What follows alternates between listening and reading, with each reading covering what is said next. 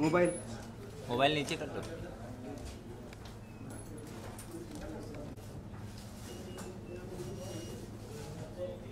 Mobile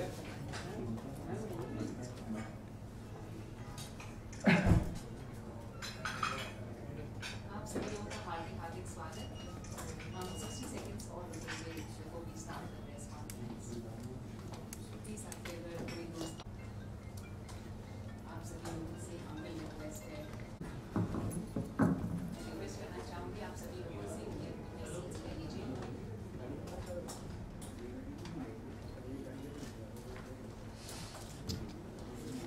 ladies and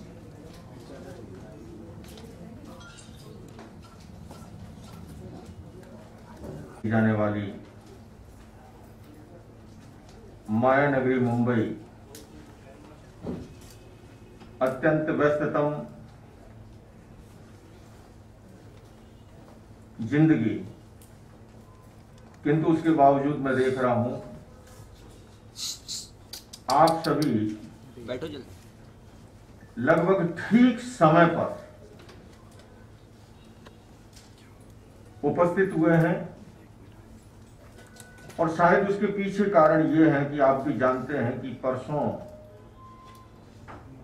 जो मुंबई की धरती पर एक नए इतिहास का निर्माण होने जा रहा है, जिनकी आवाज पूरा विश्व सुनता है, ऐसे महान धर्माचार्य हिज हॉलीनेस दलाई लामा, परम पूज्य योग ऋषि स्वामी रामदेव जी, अकाल तख्त के सुप्रीम प्रमुख जत्थेदार ज्ञानी गुरबचन सिंह जी, मुस्लिम पर्सनल लॉ बोर्ड के वह आवाज जो सारे समाज की अधिकृत आवाज मानी जाती है, डॉक्टर कल्बे सादिक साहब, ईसाई समाज की सुप्रीम कोर्ट आर्च बिशप और उसके साथ साथ जैन परंपरा के सभी परंपराओं से, शायद मुंबई वाले जानते हैं जिन्हें केशी महाराज के नाम से आचार्य कुलचंद्र विजय जी, गुरुदेव नम्र मुनि जी, साध्वी मैनाश्री जी, और उसके साथ साथ हमारा भारत सरकार का शिष्ट नेतृत्व केंद्रीय मंत्री भाई पीयूष गोयल जी, हर्षवर्धन जी, डॉक्टर महेश शर्मा जी, पुरुषोत्तम रूपाला जी, शिक्षाविद, साहित्यकार, पत्रकार एक मंच पर उपस्थित हो रहे हैं स्वतंत्रता दिवस की पूर्व संध्या पर 13 अगस्त को सुबह 9 बजे से एनएससीआई डोम में, जो मुंबई का जाना पहचाना एक सभागार है। और हमारी भारतीय संस्कृति जो अनेकता में एकता की बात करती है, सर्वधर्म सद्भाव जिसका मूल मंत्र है, उस मंच पर आप देखेंगे कि किस प्रकार से सारे एक मंच पर उपस्थित होते, क्योंकि इस समय दुनिया को अगर किसी चीज की आवश्यकता है, सर्वाधिक आवश्यकता है, वह है पीस थ्रू डायलॉग। युद्ध और हिंसा किसी समस्या का समाधान नहीं। हालांकि माहौल जिस तरह का है, इस कॉन्फ्रेंस पे पूरी दुनिया की नजरें हैं, चाइना से लेके, भारत से लेके, अमेरिका से, और खासकर जब हिज हॉलीनेस दलाई लामा योग ऋषि रामदेव एक मंच पर हो, और अतिरिक्त नजरें इस माहौल में हैं। और उस माहौल में मैं ये कहना चाहूंगा कि हिंसा, युद्ध और आतंकवाद किसी समस्या का समाधान नहीं है। वार्ता के द्वारा, संवाद के द्वारा, पीस थ्रू डायलॉग के द्वारा, भगवान महावीर के अनेकांतवादी दर्शन के द्वारा हर समस्या को सुलझाया जा सकता है, और धर्मगुरुओं का यही काम है।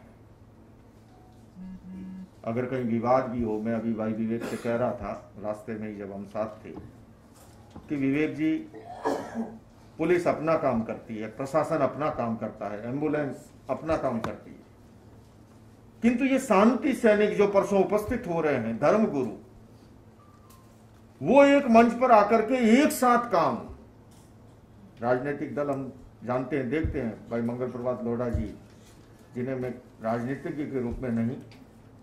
एक समाज सेवी के रूप में, एक श्रावक के रूप में, पर यह भी सच है कि वो यहाँ के जनप्रतिनिधि हैं। हम देखते हैं कभी एनडीए, कभी यूपीए, 15, 20, 25 दल मिलकर के एक कॉमन मिनिमम प्रोग्राम बना करके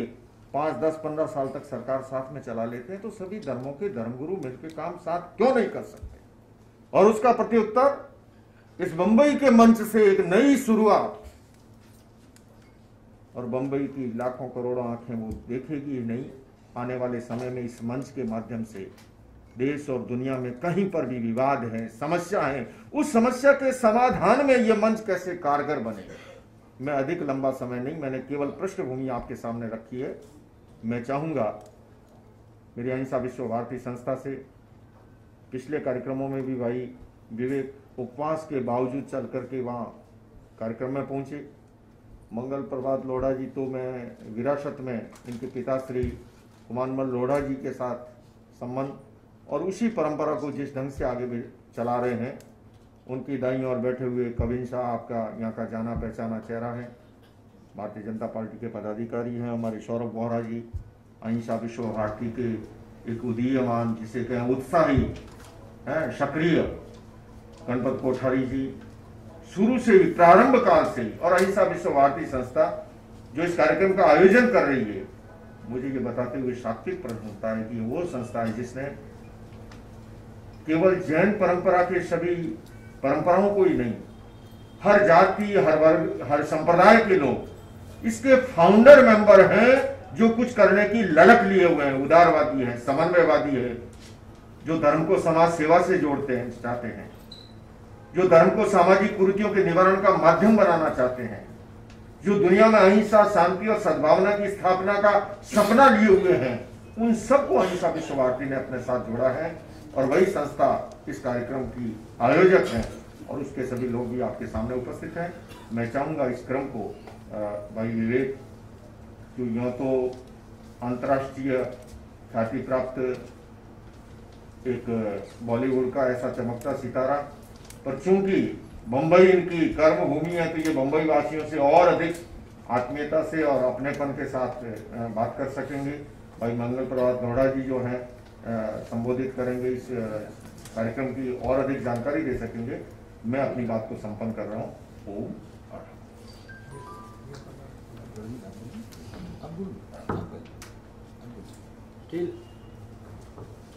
परमादरणीय आचार्य डॉक्टर दुर्गेश मुनि जी, हमारे सबके लाडले विवेक ओबेरॉय जी, सम्मानित मंच, आदरणीय पत्रकार बंधु बहनों, मैं केवल इतना आपको परम पूज्य गुरुदेव ने जो बात कही उसमें मैं एक बात ही खाली जोड़ के कह सकता हूँ कि इससे अच्छा कोई समय नहीं हो सकता था जो गुरुदेव ने चूज किया है। सबको मालूम है कि देश में, दुनिया में युद्ध की धमकियां सब दे सकते हैं, पर युद्ध कर कोई नहीं सकता है। एक बार कोई युद्ध शुरू हो जाएगा, युद्ध में कोई एक देश जीत भी रहा होगा, पर दूसरा देश, हर देश के पास में एटम बम है, एटम बम पहुंचने की ताकत है, और एटम बम का उपयोग दुरुपयोग होने के बाद में जीता हुआ देश एक रात में हार जाएगा। अभी तक हिरोशिमा नागासाकी का उदाहरण हमारे सामने है। तो ऐसे समय में क्या बनता है? ऐसे समय में किसी का रोल बनता है कि ये सब वातावरण को कहीं ना कहीं रोके, इस मदान्धता को, इस पागलपन को, लोगों को उजाड़ने से पहले कहीं ना कहीं चुप कराया जाए। और गुरुदेव ने सारा जीवन इस बात के लिए दिया है। अभी भी गुरुदेव हाल ही में न्यूयॉर्क के अंदर थे, प्रधानमंत्री जी ने अपने कार्यक्रम के अंदर उनको बुलवाया, उनका विशेष सम्मान किया, उनको वहां पर अपनी बात कहने के लिए आदरपूर्वक निवेदन किया। और इसके बाद में सारी दुनिया में गुरुदेव जहां जहां जाते हैं वहां पर केवल कार्यक्रम समाप्त नहीं हो जाता, गुरुदेव की छाप बनी रहती है। 70 से ज्यादा जगह पर गुरुदेव द्वारा स्थापित ये संस्था अपना काम करी, और ये काम धार्मिक नहीं है, ये काम सामाजिक भी नहीं है, ये काम वो काम है जो कि सरकार नहीं कर सकती है, वो गुरुदेव कर रहे हैं। जहां पर सरकार रुक जाती है वहां पे गुरुदेव शुरू होते हैं, और ये काम है अहिंसा की बात फैलाने का, ये काम है नफरत की आंधी समाप्त करने का, ये काम है कि लोगों में छुपे हुए प्यार के दिए को और जलाने का। गुरुदेव के इस काम के अंदर केवल हम लोग ही नहीं, आप सब भी समर्थक हैं, समर्पित हैं, इसीलिए आप सब यहाँ पर आए हैं। और मैं अपनी बात समाप्त करने से पहले पुनः एक बार आपसे निवेदन करना चाहूंगा कि आपकी कलम में वो ताकत है जो कि लाखों लोगों में नहीं है, हजारों कार्यक्रमों में नहीं है। आपने मन से सोचा कि गुरुदेव की इस बात को जो वहां पर पहुंचे, इसके अलावा भी जो लोग नहीं आ सकते हैं उन तक भी पहुंचाया जाए, तो गुरुदेव का ये परिश्रम सफल होगा। बहुत बहुत धन्यवाद।